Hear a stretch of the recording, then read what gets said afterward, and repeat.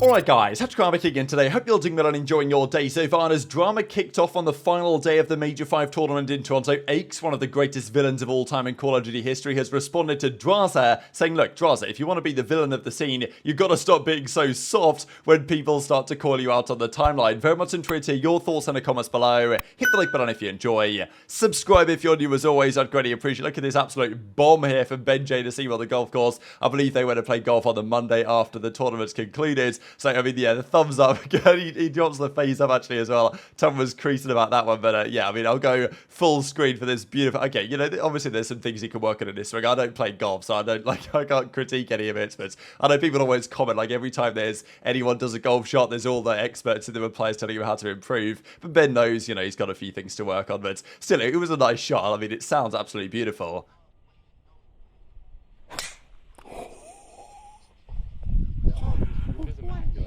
Just majesty. What do you say, Benji?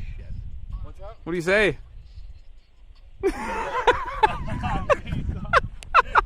Quick few comments as well here on the challenger side. I thought this is an interesting take from Doug Martin. Why do I call him Doug Martin? It's Doug's sense of art, maybe. So Snoopy, Pentagram, and Shawnee Cards is apparently his favourite ever Academy team he's assembled. So, you know, the one with Beans, the one with Cremp and all this, he reckons that's not as good as the one that he's currently got, at least in terms of his favourite. Maybe those previous iterations were better, but look, they came top 3. That means they've not got enough points right now to get through to champs for challenges. So they'd have to go through the last chance qualifier. And this is where, so these are of course were the winners, right? aBeZy and co. Look at these numbers, by the way. Like, you know, I think he speaks reasonable English as well. He's a Belgian player and French speaking in their team with aBeZy and those. I think aBeZy and aBeZy speak English. The other two guys, Linz and co, but I'm not sure they do at least as proficiently. But aBeZy is a guy. I mean, look at these numbers. Like, this is Scrappy V2 type figures from an AR player in challenges. And it's been a big name going around now for quite some time, to be honest. So I do wonder which GM is going to take a chance on him next season, because surely one will, after being effectively the MVP of challenges this entire season. But what it means at the end of the year is that players like GolarX with enough pro points, they will get picked up. Phantoms has been pretty good, I think, for this Omit team, but GolarX comes in instead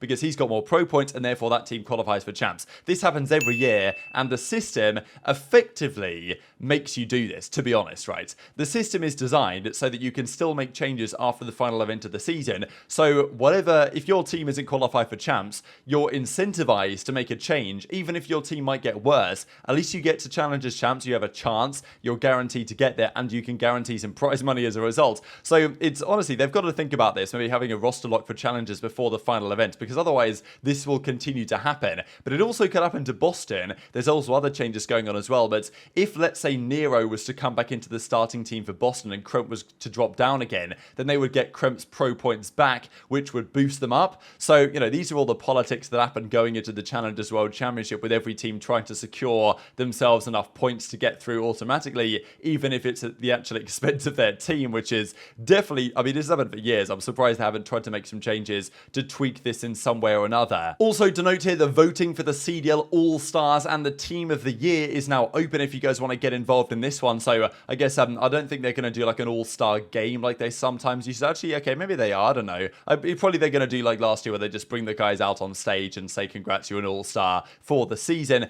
These I thought was a pretty interesting analysis here from Logic Reddit, with he puts together his first, second and third teams. This is honestly very similar to what I would do, so I want to just share it, because the first team I think is quite clear. aBeZy and Hydra as your 1-2 punch SMG combo of the season. Absolute no-brainer to me. Scrap I would put there as well. I don't think there's been anyone better in his role this season. And then you've got the AR. I would actually probably take Cell over Octane. I think Octane's been very good, but he was only really good for like 2 stages, right? He was good Major 3, excellent Major 4, but outside of that, he actually hasn't been that impressive, as much as I actually picked him as to be one of my real MVP candidates at the start of the season, which was a bit of a, you know, maybe a hot take at the time. Like, I will admit that over the course of the entire year, Octane's season hasn't been as impressive as the likes of Cellium, for example. Cellium's numbers are, like, his consistency is absurd.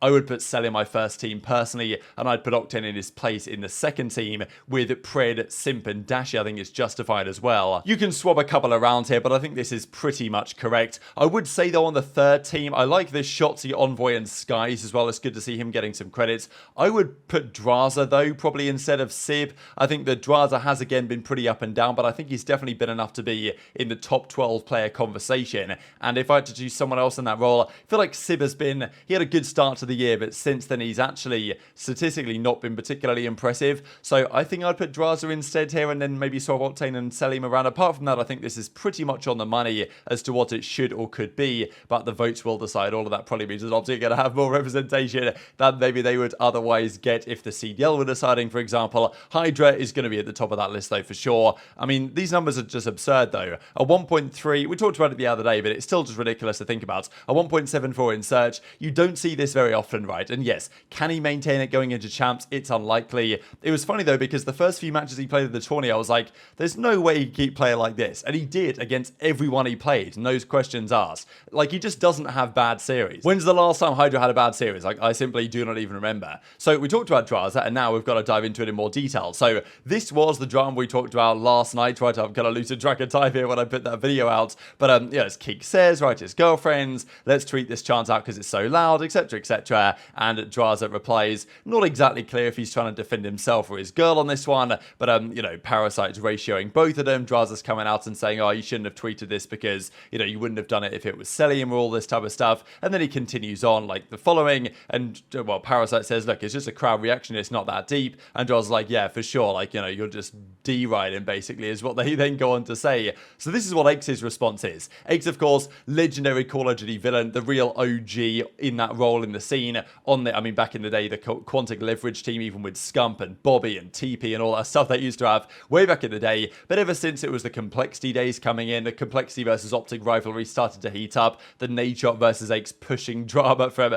way back in the day, from like December 2012 time, right? He always had a way to beat OpTic, and he would always say things in a certain way on stage to provoke some, you know, provoke the OpTic fans, right? That's just how it goes. That's what the villain of the scene does. ACHES knew his role in the scene. He knew that he wasn't on OpTic. He was on the team that people wanted to topple because they were the dominant force. The fan favorite team was trying to beat him, and ACHES would definitely lean into that side of things. And it was a worry, I think, probably a couple of years ago, that when the likes of ACHES and Formal and Crimsix and Scump and Karma even, right, these guys step away from the scene. Clayster's still here, but maybe for only a couple of years longer. Who knows, honestly, what's going to happen there? Where do the personalities come from? And thankfully, over the last couple of years, the likes of, obviously, a Ghosty, right, but certainly a Scrappy, a Pred, and the likes of Drazah have come along and actually revitalized that energy. But maybe some notes need to be taken here from the likes of Drazah too, because he, I think, really does encompass that villain persona. He does lean into it when he needs to. He's on a team that at times has been kind of arch rivals to OpTic, the fan favorites. OpTic versus LA Thieves, always a good matchup, and Thieves have generally had their number the last couple of seasons. So, you know, that kind of leans into it as well. And all the pieces are there with his personality and the way things are going for Drazah to take over that mantle of being the real villain in the scene. Because Scrappy has, you know, okay, talks trash, but I think generally Scrappy is quite well liked, and on a team that's not particularly polarizing, right? I think people often have a lot of time for Ultra. Like, no one really hates Ultra, to my understanding, whereas people definitely don't like Thieves. Largely because of Drazah, I would say, for at least certain individuals. So anyway, this is what ACHES has to say, and probably advice to heed. Pretty simple. You can't be the villain if you're soft. It's pretty clear for me, James. Yeah, if you want to play the role as the villain, and yeah, you can do that when you win. Trust me, it's really easy to be the villain when you win. It's probably the easiest, you know, time to be the villain. But if you want to do that, that also means you got to be the villain when you lose. And for me, you know, Thieves obviously came out, had a pretty shitty event to their standards. You got to own it, and you still got to be the villain. You can't just get pissed because people want to. The fans want to capitalize on the fact that you lost. Yeah, that's what people do to villains. Like, when you lose, they want to let you know that you lost. That's the motivation to never lose. And so on top of that, I mean, look, the girlfriend drama is kind of ridiculous. I was honestly kind of getting secondhand embarrassment. That's I mean, I'm not gonna, you know, chime in on anyone's relationship, but in general, I just think, you know, girlfriends or significant others getting involved in drama like that it's kind of ridiculous, because I mean, you're you know, whoever is a staple in the scene, you're obviously a figure that's just going to happen. So getting hurt by like a social media manager tweeting something is kind of silly. But anyway, I just don't think Drazah should let that affect him. I think, that should be something that just fuels his fire for the next event. Like, imagine he comes out, wins champs, it's like, you Toronto, or, whatever.